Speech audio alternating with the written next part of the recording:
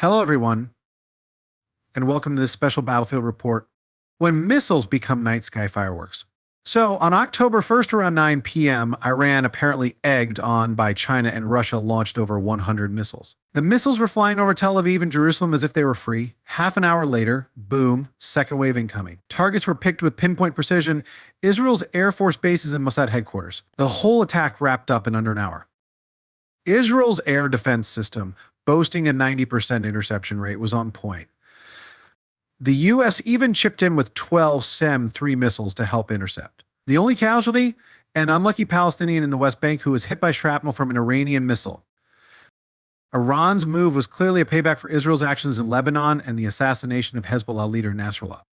The U.S. had already tipped off Israel around 4 or 5 p.m. Hey, buddies, heads up, Iran's about to stir the pot. Israel immediately fired up the Iron Dome defense system, fully geared up, waiting for the incoming fireworks. Iran launched missiles from places like Isfahan, Shiraz, and Karaj, trying to kind of swamp Israel's defense with sheer numbers. But Israel's Iron Dome held strong, intercepting most of the missiles. The scenes over Tel Aviv and Jerusalem were pretty intense. At first, folks thought, this is it. But in reality, the damage wasn't all that. Pentagon spokesperson General Pat Ryder mentioned that Iran's missile attack was about twice as severe as the one on April 14th. Sounds scary, right? But hold on, early assessments show that despite all the noise, there wasn't much real damage. More footage shows many missiles landed in empty areas. Most of Israel's tankers had already taken off before the attack, and fighter jets were relocated. Nevatim and Naf air bases suffered only minor material losses. Iran basically fired off for nothing.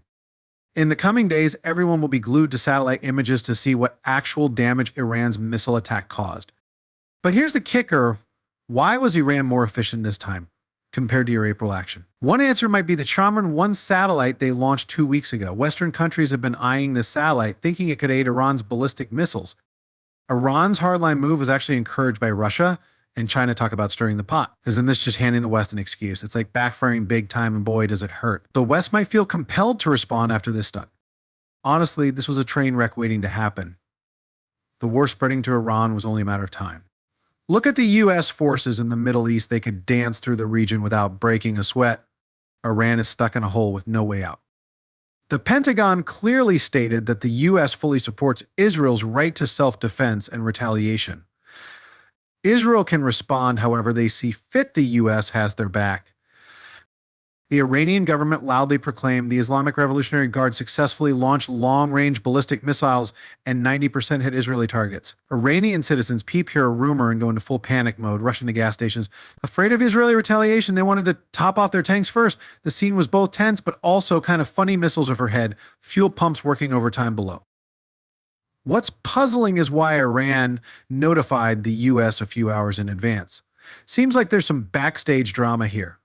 Maybe it's all a stunt satisfying domestic audiences while avoiding a bigger clash with Israel. Launching missiles lets the folks at home feel like they're winning. By giving the U.S. a heads up, Israel had time to move their jets. On the surface, it looked intense, but no critical targets were hit. Both sides knew the deal. It was a spectacle to placate the masses. And meanwhile, Russia's crunching numbers behind the scenes. Due to the conflict with Ukraine, their missile stockpile is tight, and they're hoping Iran can lend a hand. But Iran's no fool. They seized the moment to launch some missiles, showing off their toughness, then turn to Russia and say, oops, we're out of stock. On October 1st, China's Eastern Theater Command dropped a heavy-hitting music video titled Dongfeng Breaks. The message? Loud and clear: Iran's missiles are China's Dongfeng missiles, aimed squarely at U.S. and Israeli defense systems. This MV syncs perfectly with China's recent intercontinental ballistic missile launches, signaling to the world that China ran a Russian and ready. Now, all eyes are on the battlefield assessments, especially from countries sitting on the fence like Saudi Arabia and the UAE. They're probably thinking, if this China, Russia, Iran, North Korea axis can really breach Israel's defenses, maybe it's time to reconsider alliances.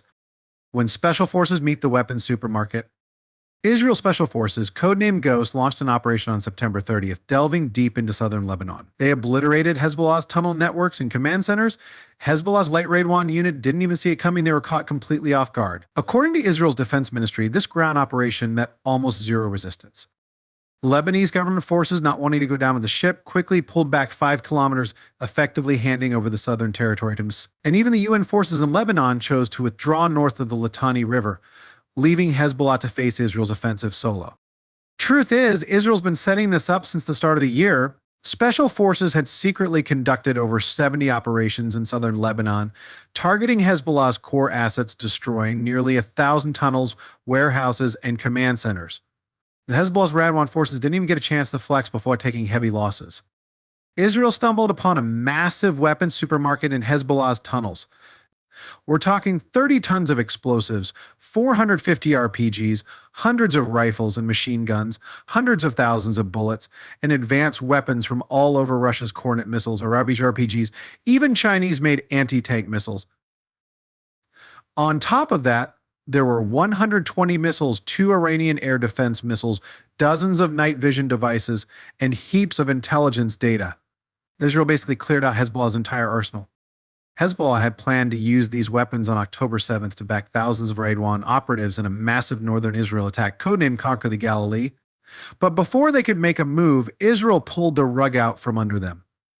IDF spokesperson Major General Daniel Hagari said the operation was to prevent another tragedy and neutralize threats ahead of time. Before the ground assault, Israel also unleashed fierce airstrikes on Damascus, Syria's capital, wiping out tons of military supplies and throwing the Lebanese government's logistics into chaos. Some folks are even quoting Isaiah 17 from the Bible, hinting that Damascus's fate is sealed and a full-scale war might erupt before spring. Russian President Putin could stay idle. He rushed to the Kremlin for an emergency meeting, urgently demanding Israel withdraw from Lebanon. He was almost pounding the table during his televised statement. After all, Hezbollah and Syria are his key allies in the Middle East, and Israel's actions are hitting him where it hurts. Meanwhile, the U.S. publicly urges restraint, saying, let's not escalate, we need to talk. But behind the scenes, they're telling Israel, go ahead, we've got your back, and teaching Hezbollah a lesson. Israel continues to ramp up its offensive against Hezbollah in Lebanon, even advising Lebanese civilians to avoid the area south of the Litani River. The Israeli Air Force also struck multiple weapons manufacturing sites and military facilities in Beirut's southern suburbs. Beirut, Hezbollah's stronghold, has now been designated an evacuation zone by Israel. The situation is gradually turning into another Gaza. This isn't some small skirmish. Israel's 98th Division, including commandos, paratroopers, and armored units, has 6 combat divisions deployed along the Lebanese border. Just a few miles from Israel's northern frontier, you can hear the thunder of artillery and see the orange glow of distant explosions. There's no doubt a full-scale ground war is unfolding along the Lebanon-Israel border. Back home, Israelis are flocking to Jerusalem to pray for their soldiers. The unity between the military and civilians is palpable. Morale is sky high. Israel has slapped strict media controls on this operation. They've cordoned off over 100 square kilometers along the central Lebanon-Israel border, barring media access. Any info or footage about Israeli military equipment entering Lebanon is on lockdown. For the first time, even Israeli ministers have been silenced. No unauthorized updates from the front lines. Talk about strategic confidence. Israel isn't gearing up for a minor tussle. They've stocked up on 11 months' worth of ammo. I think they're just settling for southern Lebanon. You're being naive. They're ready to extend the fight right to Iran's doorstep and make a big splash whenever they choose. That's all for today's special report. Thank you for tuning in. Don't forget to stay updated with our coverage. And remember to like and subscribe, and we'll see you next time.